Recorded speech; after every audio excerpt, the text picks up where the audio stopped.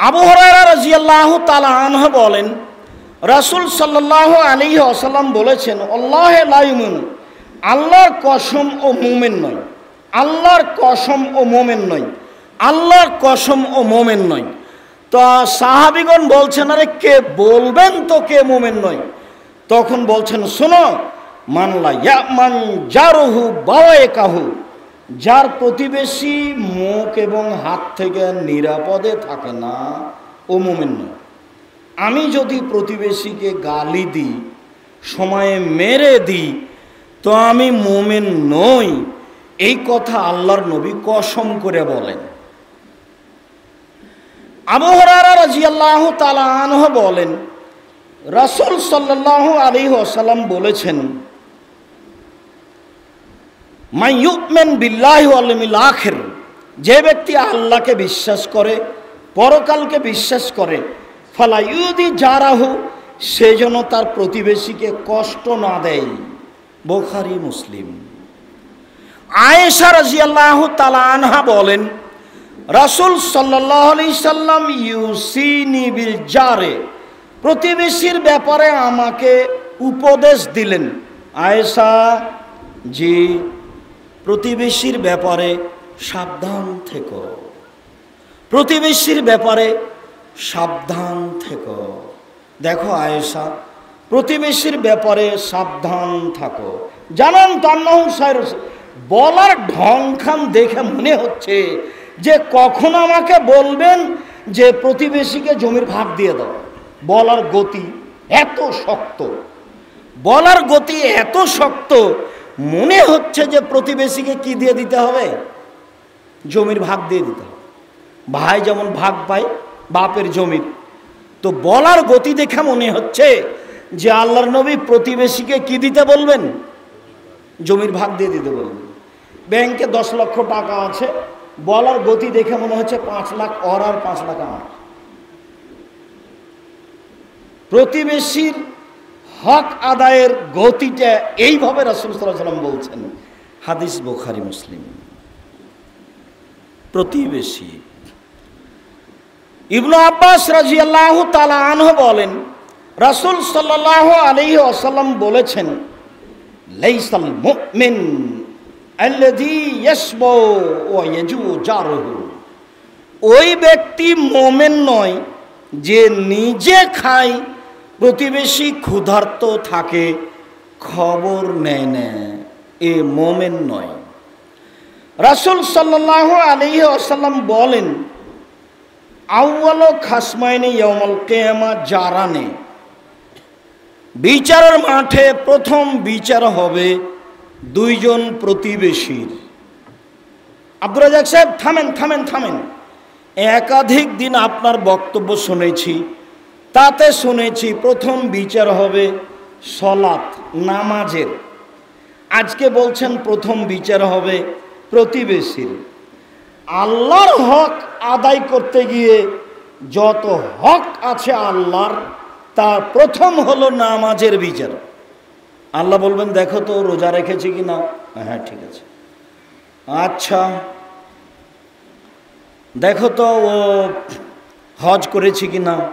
হ্যাঁ ঠিক আছে। দেখো তো সুবহানাল্লাহ আলহামদুলিল্লাহ জিকির আজকার করেছি কি না? ঠিক আছে। যাকাত দিয়েছি কি না? ঠিক আছে। আল্লাহর হকে যত কিছু আছে তার প্রথম হলো নামাজ। বিচারের মাঠে প্রথমে জিজ্ঞাসা কি হবে? সলাত। এবার মানুষের হক আদায় করতে গিয়ে প্রথমে বিচার হবে প্রতিবেশী। কাকে থাপ্পড় মারলেন, কাকে গালি দিলেন, কাকে কি বললেন, কার টাকা নিয়ে দিলেন না, কার বদনাম করলেন দোকানে বসে, যত মানুষের সাথে জড়িত পাপ আছে তার প্রথম বিচার হবে কার? প্রতিবেশীর। এই কথা আমি বলিনি, এই কথা মুহাম্মদ সাল্লাল্লাহু আলাইহি সাল্লাম বলেন। আবু হুরায়রা রাদিয়াল্লাহু তাআলা আনহু বলেন, রাসূল সাল্লাল্লাহু আলাইহি সাল্লাম বলেছেন, খায়রুল আসহাবে ইনদাল্লাহি খায়রুল লিসাহিবিহি, আল্লাহর নিকটে সবচেয়ে ভালো মানুষ সেই যে তার দোস্ত বন্ধুর কাছে ভালো। আল্লাহর নিকটে সবচেয়ে ভালো মানুষ সেই যে তার স্ত্রীর কাছে ভালো। অখায়রুল জার ইনদাল্লাহে, সবচেয়ে উত্তম প্রতিবেশী আল্লাহর নিকটে সেই খায়রুন লি জারিহি, যে তার প্রতিবেশীর কাছে ভালো। আমি আল্লাহর কাছে ওই সময়ে ভালো যেই সময়ে আমি প্রতিবেশীর কাছে ভালো। একজন পল্লীর মানুষ এসে বলছে, আল্লাহর নবী, কাইফালি আন আলাম আন্নী আহসানতু আসাত, আমি যে ভালো মানুষ সেটা কি দিয়ে বুঝবো, এটাই জিজ্ঞাসা। এই বাচ্চা, এক বসো। একজন পল্লীর মানুষ এসে বলছে, আল্লাহর নবী, আমি যে ভালো মানুষ এটা আমি কি দিয়ে বুঝবো? জিজ্ঞাসা বোঝা যায় না, এটাই জিজ্ঞাসা। তখন আল্লাহ রসুল বলছেন, শোনেন, ইজা সামিতা মিন জারিনা জারিকা একুল আহসানতা ফাকাদ আহসানতা, যখন তুমি শুনবে তোমার প্রতিবেশী বলছে তুমি ভালো, তখন তুমি ভালো। ওইজা সামিতা মিনহুম আসাতা ফাকাদ আসাতা, আর যখন তোমার প্রতিবেশী বলবে খারাপ, তখন তুমি খারাপ। তাহলে তো এবার আব্দুর রাজ্জাক সাহেবকে পরীক্ষা করলে কোথায় জিজ্ঞাসা করতে হবে? প্রতিবেশীকে। আমরা তো খুব ভালো বলছি, খুব শক্ত বক্তব্য দেন, রাস্তাঘাটের পয়সা চান না, গাড়ি খরচ চান না, জাতির সামনে খুব শক্তভাবে কথা বলেন। তা একবার প্রতিবেশীকে জিজ্ঞাসা করে দেখি কেমন মানুষ। মানুষকে পরীক্ষা করার জন্য প্রতিবেশীকে জিজ্ঞাসা করতে হবে। যদিও অনেক সময় প্রতিবেশী হিংসা করেই খারাপটা বলবে, আর এটাই স্বাভাবিক। তারপরেও আল্লাহর নবী এইভাবে বলেছেন যে হিংসা কমাতে হবে।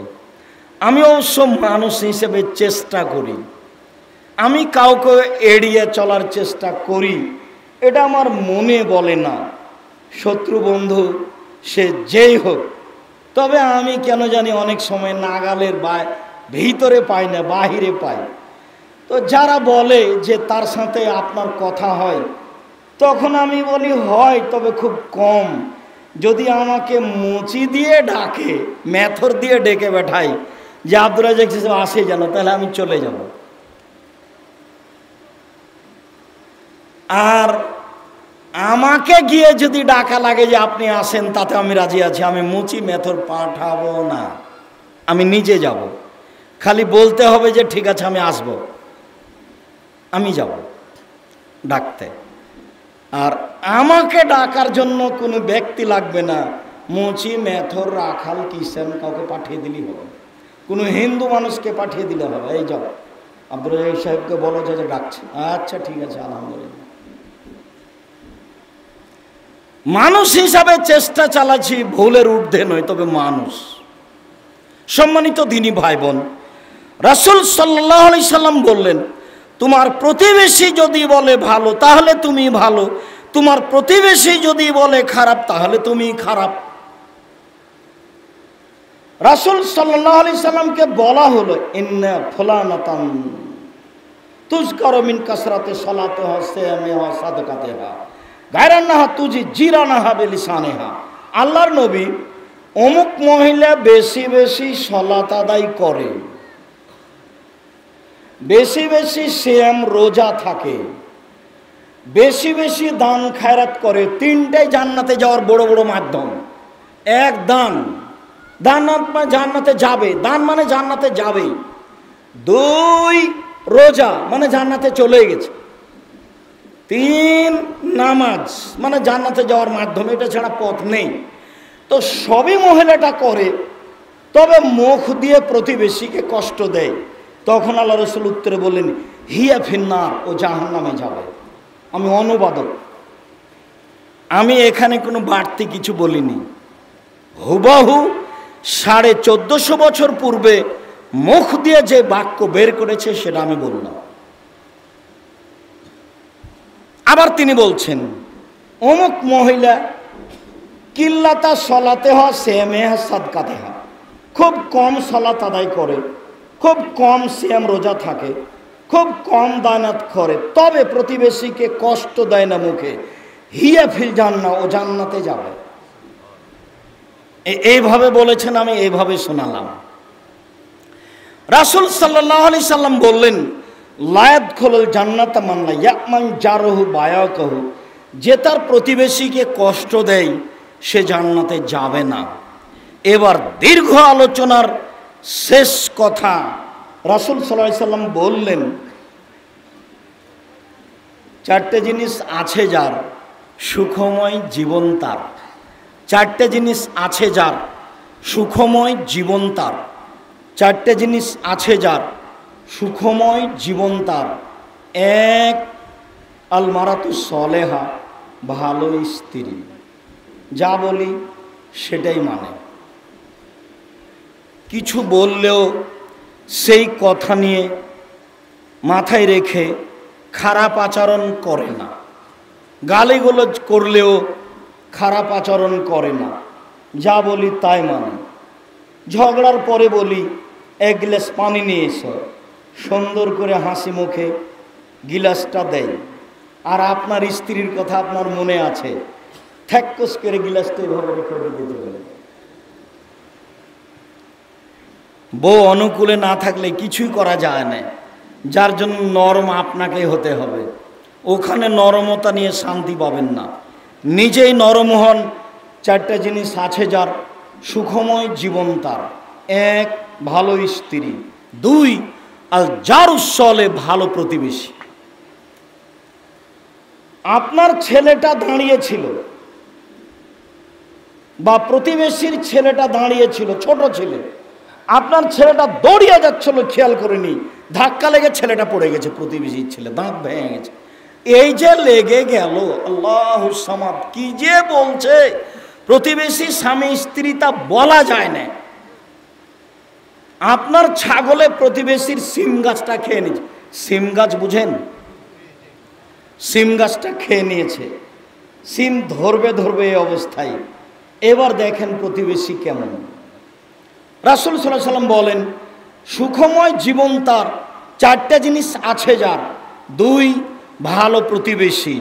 তিন, আল মারকাবুল হানি, একটা ভালো গরুর গাড়ি, একটা ভালো সাইকেল। উঠেছি চেন পড়ে গেছে, এটা ভালো নয়। গরু হালে জুটতেই শুয়ে গেল, এটা ভালো নয়। ভালো গাড়ি, ভালো সাইকেল, ভালো মোটর সাইকেল যার সুখময় জীবন তার। চার, আল বাইতুল ওয়াসে, প্রশস্ত ঘর, অন্তত মেহমান বসার ঘরটা বড় করবেন, যাতে 4 জন 5 জন 10 জন মানুষ একসাথে বসে খেতে পারে। মেহমান ঘরটা ছোট্ট করেছেন কেন? খেতে দিবেন না একদিনও? যদি 3 দিন 2 দিনে 1 দিন ফকির বাড়িতে না আসে, তাহলে বউয়ের সাথে কথা বলবেন, ঘটনা কি, ওপরে কি কোনো নড়চড় হয়ে গেল নাকি, ফকির কেন আসে না, মেহমান কেন আসে না, এটা বলতে হবে। বাড়ির নাম গেটে লিখে দিতে হবে মেহমান খানা, মানুষ আসুক। মাকে বলে দিতে হবে, আজকে মা বোনেরা আমার কাছে খাবে, ভাগ্নে ভাগ্নে আমার কাছে খাবে, ভাতিজা ভাতিজা আমার কাছে খাবে, আমার বাপের যত পরিচিত বন্ধু বান্ধব ছিল ওরা যা আসবে সব আমার কাছে খাবে, আপনার আর কোনো ছেলের কাছে যেতে হবে না, আপনি যেন নিশ্চিত থাকেন। বরকত এমনিতে হবে। আমি তো বলেছি রুজি ভিন্ন জিনিস, বরকত ভিন্ন জিনিস। সম্মানিত দিনী ভাই বোন, আপনাদের সাথে আমার পরবর্তীতে খুতবার পরে অনেক জরুরি কথা আছে। আজকের মতো খুতবার শেষের দিকে এসে বলতে চাচ্ছি, যেসব মাধ্যমে সরাসরি জাহান্নাম হবে তার একটা বড় মাধ্যম প্রতিবেশী। প্রতিবেশীর সাথে ভালো আচরণ না করলে তাহাজ্জুদ পড়ে, রোজা থেকে, হজ করে, নামাজ পড়ে জাহান্নামে যেতে হবে বলে রাসূল সাল্লাল্লাহু আলাইহি সাল্লাম বলেন। সালাত আদায়ের পরে, যাকাত দেওয়ার পরে, হজ করার পরে, সিয়াম পালনের পরে, দান খায়রাতের পরেও যদি জাহান্নাম যেতে হয় তাহলে বিষয়টা জটিল হয়ে গেল। তার নাম প্রতিবেশী। সবই কম আছে, প্রতিবেশীর সাথে ভালো আচরণ, তাহলে জান্নাত হবে ইনশাআল্লাহ। পরের কথাটি, এতিম লালন পালন। এতিম আশেপাশে থাকলে, কোনো প্রতিষ্ঠানে থাকলে এতিম লালন পালনের জিম্মেদারি নিতে হবে। তাহলে আল্লাহর নবী আর আমি আপনি একসাথে নবীর সাথে জান্নাতে থাকতে পাব। মর্মে খুতবার শেষের দিকে এসে জরুরি কয়েকটি কথা, মানুষের জীবনে সবচেয়ে জরুরি কাজ, পৃথিবীতে এর চেয়ে কোনো জরুরি কাজ নাই, সেইটা হলো 5 ওয়াক্ত সালাত নামাজ। পৃথিবীতে এর চেয়ে কোনো জরুরি কাজ নেই। কেন? সব কিছু নির্ভর করে সলাতের উপরে। সলাত নেই, কিছুই নেই। সলাত আছে, সব কিছু আছে। 2, হালাল রুজি। হালাল রুজি আছে, সলাতও আছে, সব কিছু আছে। হালাল রুজি নেই, কিছুই নেই, সলাতও নেই। 3, কোরআন তেলাওয়াত। যে কোনো মূল্যে কোরআন তেলাওয়াত করতে হবে, অন্তত সূরা ইখলাস 3 বার। 24 ঘন্টায় একবার না একবার যে কোনো মূল্যে কোরআন মাজিদ পড়তে হবে, নইলে কোরআন বিচারের মাঠে আপনার বিপক্ষে যাবে, তখন বড় কঠিন হয়ে যাবে। এটা 3য় জরুরি কাজ আপনার জীবনের জন্য, বিনীত অনুরোধ। 4র্থ জরুরি কাজ, 2 জন যেখানে বসে আছে ওখানে বসবেন না, জরুরি কথা ছাড়া বসবেন না। নিজের খেলেন, তাহাজ্জুদ পড়লেন, সালাত আদায় করলেন, ভালো আচরণ করলেন, দোকানে 2 জন বসে আর একজনের বদনাম করছিল, তখন আপনিও বললেন ঠিক বলেছেন, তখন কি হবে? তখন কি হবে?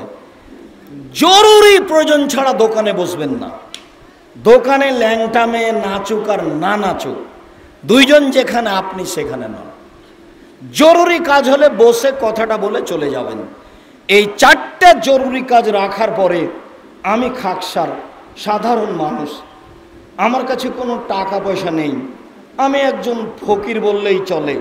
না ক্ষমতা জনবল আছে, না বংশীয় বল আছে, না সাংগঠনিক দলীয় বল আছে, না কোনো অর্থ সম্পদ আছে। আমি রাজশাহী চাঁপাইনবাবগঞ্জের ভাষায় কচুর পাতার পানি। কচুর পাতার উপরে যে পানি থাকে, ওই পানি টলমল টলমল করে, পড়ে পড়ে পড়ে পড়ে। আমিও তাই। আমার জীবনে বড় স্বাদ, আমি এদেশের মাটিতে উন্নত মানের প্রতিষ্ঠান গড়বই গড়ব ইনশাআল্লাহ। সেটাই জামিয়া সালাফিয়া।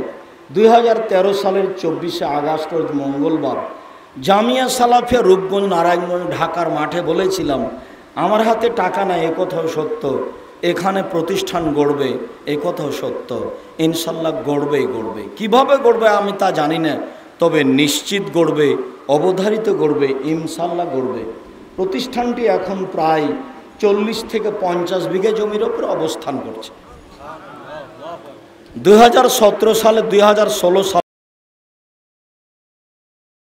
সালের 17ই ফেব্রুয়ারি রোজ বুধবার বিকাল 4:30-5টার দিকে জামিয়া সালাফিয়া ডাঙ্গিপাড়া পবা রাজশাহীর মাঠে বলেছিলাম, আমার হাতে টাকা নাই এ কথাও সত্য, এখানে প্রতিষ্ঠান গড়বে এ কথাও সত্য, ইনশাল্লাহ গড়বেই গড়বে।